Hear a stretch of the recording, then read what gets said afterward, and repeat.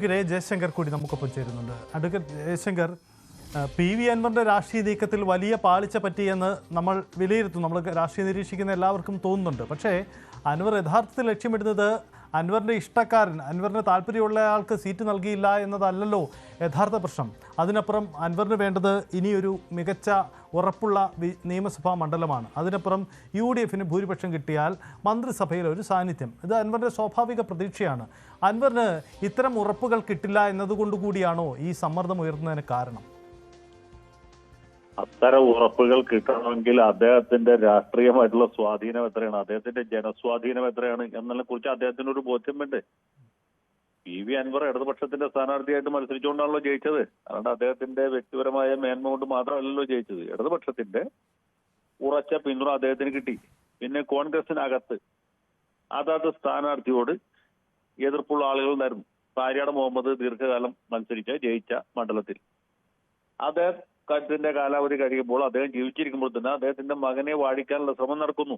സ്വാഭാവികമായിട്ടും ഒരു വിഭാഗം കോൺഗ്രസ്സുകാർക്ക്, അല്ലെങ്കിൽ മറ്റു വിധത്തിൽ ആര്യാട് മുഹമ്മദ് ഉള്ള സമയത്ത് അദ്ദേഹത്തോട് എതിർപ്പുണ്ട്. പക്ഷെ അത് പ്രകടിപ്പിക്കാൻ പറ്റാതിരുന്ന ആളുകൾ, മുസ്ലിം ലീഗിലെ ഒരു വിഭാഗം ആളുകൾ അടക്കം, അവരുടെ എല്ലാം കൂടി ഒരു പിന്തുണ അൻവറിന് കിട്ടിയോണ്ടാണല്ലോ അൻവർ ജയിച്ചത്. അതുകൊണ്ടാണല്ലോ ഷൗക്കത്ത് തോറ്റത്.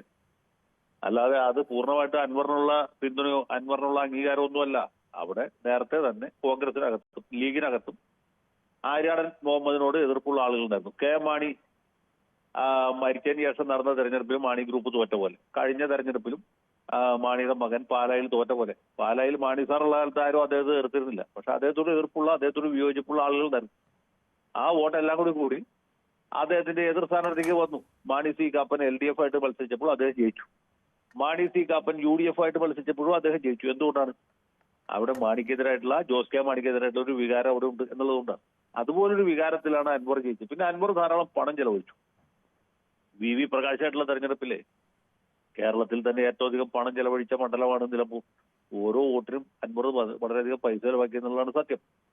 അപ്പൊ അങ്ങനെയൊക്കെയുള്ള ഒരുപാട് ഘടകങ്ങൾ ഓരോ തെരഞ്ഞെടുപ്പിലുണ്ട്. പിന്നെ അൻവർ ജയിച്ച 2 തെരഞ്ഞെടുപ്പിൽ പക്ഷെ തരംഗമായിരുന്നു.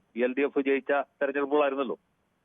ആദ്യത്തെ 2016 തെരഞ്ഞെടുപ്പും അങ്ങനെയായിരുന്നു, 21 തെരഞ്ഞെടുപ്പും അങ്ങനെയായിരുന്നു. അപ്പൊ തരംഗത്തിലാണ് അദ്ദേഹം 2 തവണ ജയിച്ചത്. ഇങ്ങനെ പല ഘടകങ്ങളുണ്ട്. ഓരോ തെരഞ്ഞെടുപ്പിലും വ്യത്യസ്ത സാഹചര്യങ്ങളിൽ വ്യത്യസ്ത ഘടകങ്ങൾ പ്രവർത്തിക്കുന്നുണ്ട്. ഇനി അൻവറിന്റെ തട്ടകം ശരിക്കും ഏറനാട് മണ്ഡലമാണ്. അത് മുസ്ലിം ലീഗിന്റെ ഒരു കോട്ടയാണ്. അവിടെയാണ് അദ്ദേഹത്തിന് ആ സീറ്റ് കിട്ടുകയില്ല. നിലമ്പൂർ സീറ്റ് അദ്ദേഹം ഉപേക്ഷിച്ചു. തിരുവമ്പാടി സീറ്റ് അൻവറിന് എങ്ങനെ കൊടുക്കാനാണ്? അത് മുസ്ലിം ലീഗിന്റെ സീറ്റാണ്. മുസ്ലിം ലീഗ് നിരന്തരമായി മത്സരിച്ചുകൊണ്ടിരിക്കുന്ന സീറ്റാണ് തിരുവമ്പാടി. അപ്പൊ തിരുവമ്പാടി മുസ്ലിം ലീഗിൽ നിന്ന് എടുക്കണമെങ്കിൽ കോൺഗ്രസ് വേറൊരു സീറ്റ്, തിരുവമ്പാടിക്ക് പകരം മറ്റൊരു സീറ്റ് ലീഗിന് കൊടുക്കണ്ടേ? അത് ആര് കൊടുക്കും? എവിടെ നിന്ന് കൊടുക്കും? അങ്ങനെയൊക്കെ ഒരുപാട് ചോദ്യങ്ങൾ അവിടെ ഉണ്ട്. തിരുവമ്പാടി സീറ്റ് അവിടെ കിടപ്പുണ്ട്. അതുകൊണ്ട് അൻവറിന് അവിടെ കൊടുക്കണമെന്ന് പറഞ്ഞാൽ ലീഗ് കൊടുക്കുമോ? കൊടുക്കില്ല. കോൺഗ്രസിന് കൊടുക്കാൻ പറ്റുമോ? കോൺഗ്രസിന് ചോദിക്കാൻ പറ്റുമോ? എന്നിട്ടുണ്ട് കൊടുക്കാനായിട്ട് ചോദിക്കാൻ പറ്റില്ല. അപ്പൊ ഇതാണ് സ്ഥിതി. മാത്രമല്ല, തിരുവമ്പാടി മണ്ഡലത്തിന് വേറൊരു പ്രത്യേകതകളുണ്ട്. അവിടെ ഹിന്ദു, ക്രിസ്ത്യൻ, മുസ്ലിം വോട്ടർമാർ ഏറെക്കുറെ തുല്യ നിലയിലാണ്. ക്രിസ്ത്യൻ സെറ്റിലേഴ്സ് ധാരാളമുള്ള സ്ഥലമാണ്. അവിടെ CPMന്റെ സ്ഥാനാർത്ഥി എല്ലായ്പ്പോഴും ക്രിസ്ത്യാനി ആയിരിക്കും, ക്രിസ്ത്യൻ നാമധാരിയായിരിക്കും. മറ്റവരുടെ സ്ഥാനാർത്ഥി ലീഗുകാരനായിരിക്കും, മുസ്ലിം ആയിരിക്കും. അപ്പൊ ഈ 2 സമുദായങ്ങൾ തമ്മിൽ പുറമേക്കല്ലെങ്കിലും ഉള്ളുകൊണ്ട് ഒരു മത്സരം നടക്കുന്ന സ്ഥലമാണ്. അവിടെ ഈ ക്രിസ്ത്യൻ മുസ്ലിം മത്സരമാണ് യഥാർത്ഥത്തിൽ LDF UDFനേക്കാൾ ഉപരിയായിട്ട്. അതുകൊണ്ടുകൂടിയാണ് അവിടെ സ്ഥിരമായിട്ട് CPM ക്രിസ്ത്യൻ സ്ഥാനാർത്ഥിയെ നിർത്തുന്നത്.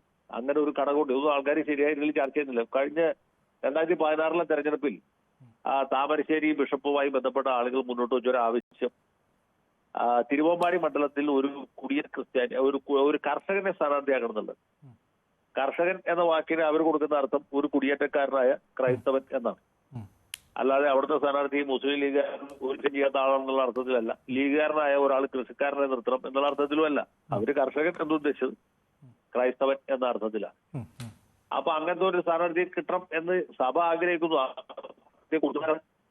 കൊടുക്കുന്നത് LDF ആണ്. അതുകൊണ്ട് LDFനോട് മറ്റ് പല കാര്യത്തിലും അവർക്ക് അഭിപ്രായ വ്യത്യാസം ഉണ്ടെങ്കിലും കമ്മ്യൂണിസം ദൈവ വിരുദ്ധമാണ്, നിരീശ്വരവാദത്തിൽ അധിഷ്ഠിതമാണെന്ന് ആഗ്രഹം ഉണ്ടെങ്കിൽ പോലും, എന്ന അഭിപ്രായം ഉണ്ടെങ്കിൽ പോലും അവര് ആ സ്ഥാനാർത്ഥിയെ പിന്തുണയ്ക്കുന്നു. അങ്ങനെയാണ് ജോർജ് M. തോമസ് ജയിച്ചു, ഇപ്പോഴത്തെ MLA ജയിച്ചു. അങ്ങനെ തന്നെയാണ്. അപ്പൊ ഇങ്ങനെയൊക്കെയുള്ള ഒരുപാട് കാര്യങ്ങളുണ്ട്. നമ്മൾ വിചാരിക്കുന്ന പോലെ അത്ര എളുപ്പമൊന്നുമല്ല. അൻവറിന് എന്ത് വേണമെങ്കിൽ ആഗ്രഹിക്കാം. അദ്ദേഹത്തിന് മഞ്ചേരിയിലോ മലപ്പുറത്തോ എവിടെയെങ്കിലും മത്സരിക്കണമെന്ന് ആഗ്രഹിക്കുന്നതിന് കുഴപ്പമൊന്നുമില്ല. കാരണം ഈ രാജ്യത്ത് ആഗ്രഹങ്ങൾക്ക് പ്രത്യേകിച്ച് നിലനിർത്തില്ല. ശരി. പക്ഷെ ഇതൊന്നും നടപ്പുള്ള കാര്യമല്ല. അൻവർ കയ്യിലിരുന്ന നിലമ്പൂർ സീറ്റ് വലിച്ചെറിഞ്ഞ് കളഞ്ഞിട്ട് എനിക്ക് തിരുവമ്പാടി കിട്ടണം, അല്ലെങ്കിൽ എനിക്ക് ഏറനാട് കിട്ടണം, എനിക്ക് കൽപ്പറ്റ കിട്ടണം എന്നൊക്കെ ആഗ്രഹിച്ച വല്ല കാര്യമുണ്ടോ?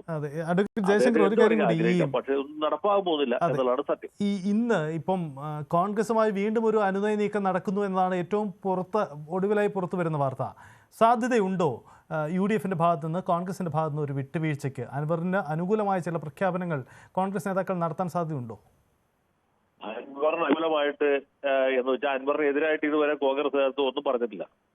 കോൺഗ്രസിന് എതിരായിട്ട് പറഞ്ഞത് അൻവറാണ്, അല്ലേ? ആര്യാടൻ ഷൗക്കത്തിനെ സ്ഥാനാർത്ഥി ആക്കരുത് എന്ന് പറഞ്ഞാരാണ്? അൻവറാണ്. സ്ഥാനാർത്ഥി ആക്കിയപ്പോൾ ഈ സ്ഥാനാർത്ഥി ഞാൻ അംഗീകരിക്കില്ല എന്ന് പറഞ്ഞാരാണ്? അൻവറാണ്.